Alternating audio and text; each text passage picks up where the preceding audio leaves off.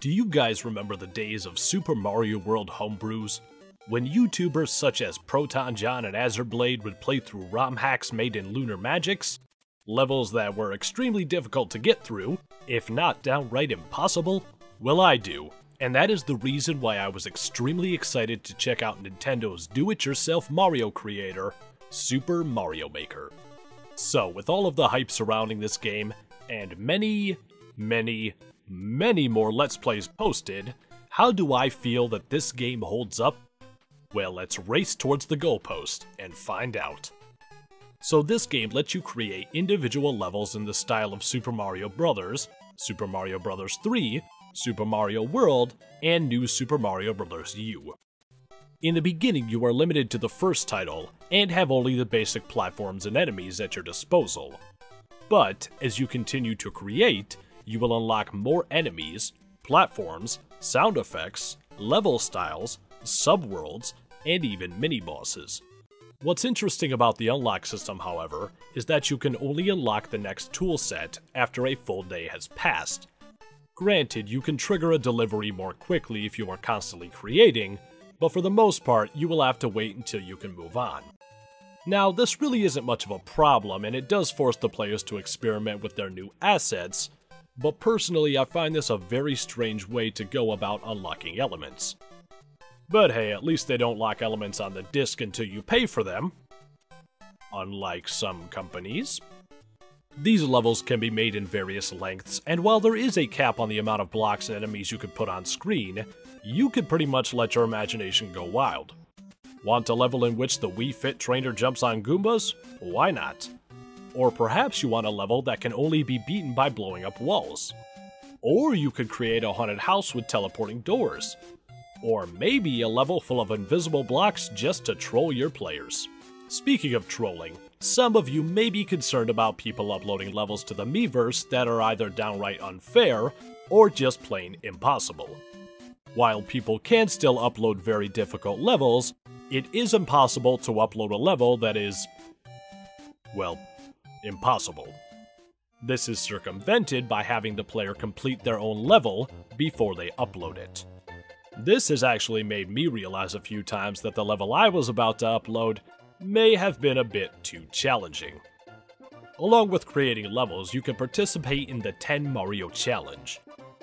This mode gives you 10 lives to play through 8 custom levels.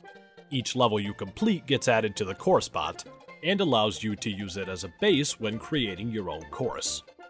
Now let's talk about online play. Well, you can scroll through and select literally any level that has been uploaded to the Miiverse and try your hand at completing them.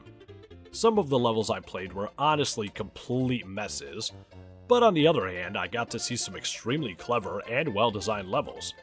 Not to mention, many people uploaded levels that played entire songs as you hit the enemies, or highly elaborate levels that would get you to the end without you even touching the controller. Along with this, there is also the 100 Mario mode.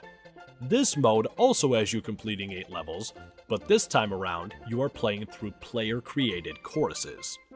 You can select either easy or normal levels, and completing these gives you more sound effects and special sprites to use in your levels. With all of these possible creations, and the seemingly never-ending choruses being uploaded, this game can keep you occupied for easily hundreds of hours. Now for the reviewing.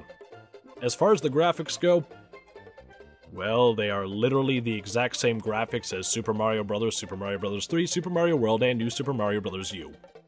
So, take that how you will. As for the gameplay, the interface when creating is extremely easy to use, plus the use of the Wii U stylus and the addition of a grid while building makes for a very smooth pick-up-and-play experience. While playing through the levels, just keep in mind that Mario controls slightly different in each incarnation. This ranges from the power-ups he can use, to certain abilities, and even his jumping, running, and landing controls feel slightly different. Now this is nothing that you won't get used to, but it is something worth remembering when jumping between levels. The soundtrack is mostly just tunes from each respective game, but even the newly added tunes do keep the spirit from the original Super Mario games. So after creating 13 different levels and playing through God knows how many online, just what is my verdict of this game? Well, personally, I think it's a blast, and I definitely don't regret trading Gears of War Ultimate Edition in order to pick this up. So if you like what you've seen and heard, then feel free to give this game a try. This is one of those games that will really allow you to express your creativity in a myriad of ways.